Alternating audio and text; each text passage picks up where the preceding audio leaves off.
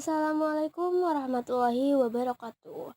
Halo adik-adik, selamat pagi semuanya. Apa kabar kalian hari ini?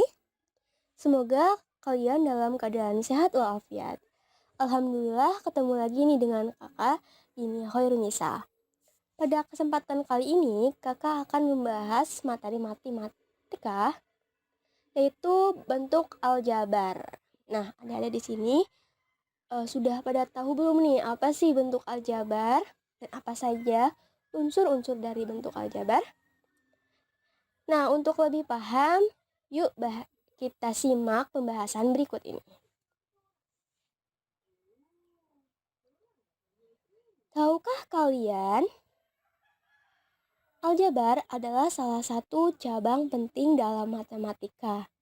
Kata aljabar berasal dari kata aljab yang diambil dari buku karangan Muhammad ibn Musa al-Khwarij pada tahun 780 hingga 850 Masehi.